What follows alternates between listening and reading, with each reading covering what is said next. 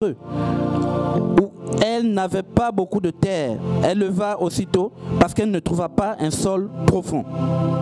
Mais quand le soleil parut, elle fut brûlée et sécha, faute de racines. Une autre partie tomba parmi les épines. Les épines montèrent et l'étouffèrent. Une autre partie tomba dans la bonne terre et donna du fruit, un grain 100, un autre 60 et un autre 30. Effectivement, lorsque nous avons lu un peu ces versets, du verset 4 jusqu'au verset 8, nous voyons ici que le Seigneur parle d'un semeur.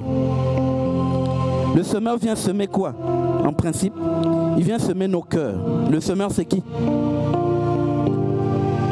Juste une question qu'on peut se poser. Il parle ici d'une parabole et il dit le semeur sème, sorti pour semer. Comme il semait, une partie de la semence tomba le long du chemin. Ici, le semeur peut s'identifier à la personne de qui, s'il vous plaît? Juste une question. Lorsque nous avons compris la lecture, c'est Jésus qui parle au peuple et à ses disciples forcément qui étaient là. Et il donne cette parabole-là. Un semeur sorti pour semer. Ici, dans cette parabole, nous pouvons dire que le semeur ici, c'est Jésus. Jésus qui vient semer dans nos cœurs. C'est-à-dire qui vient toucher nos cœurs afin que nous puissions changer notre manière d'être ou notre manière de faire. Mais il y a une problématique qui se pose. La problématique est la suivante.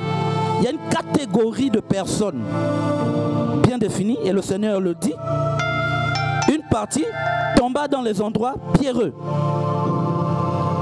Donc, ici, cette partie-là, qu'est-ce qui tomba dans les endroits pierreux? C'est la parole.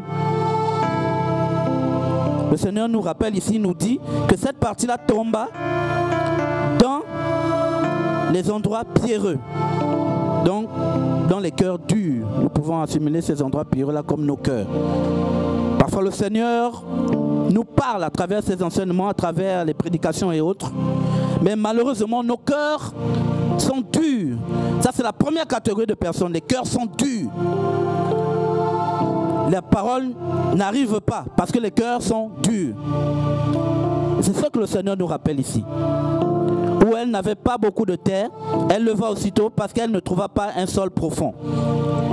La parole qui nous est prêchée, ou les enseignements qui nous ont donnés, malheureusement, n'arrivent pas profondément dans nos cœurs. Pourquoi? Parce qu'on a des cœurs de pierre, au lieu d'avoir des cœurs de chair. Ça, c'est la première catégorie de personnes. La deuxième catégorie, une autre partie tomba parmi les épines. Et les épines montèrent et l'étouffèrent. Ça, c'est la deuxième catégorie de personnes. Où, lorsqu'on prêche la parole, la partie tombe, au lieu de tomber sur une terre aride, donc un cœur fertile, ça tombe sur les épines. Deuxième catégorie de personnes. Donc, en principe ici, qu'est-ce qui vient bloquer le processus? Ce sont les épines.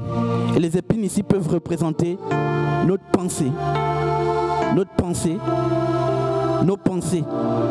La manière dont nous pensons. Donc les épines ici sont nos pensées qui peuvent être mauvaises au moment même où on prêche la parole. Et ça ne rentre pas.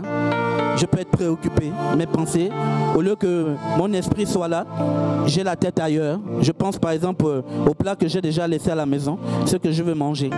Et ça, je ne suis pas concentré.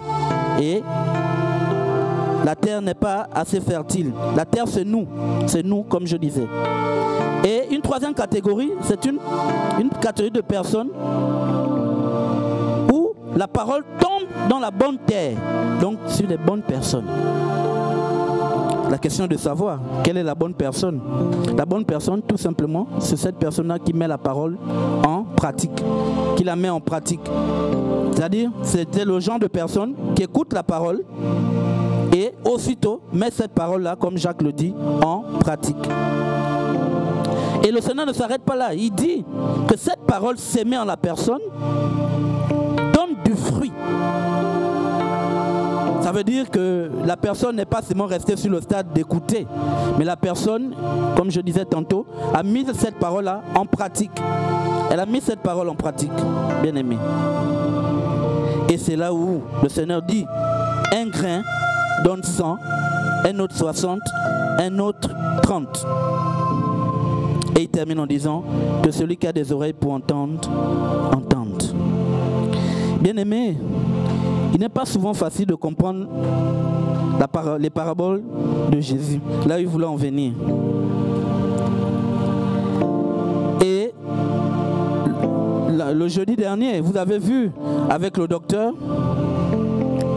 le premier niveau, qui est le niveau 30.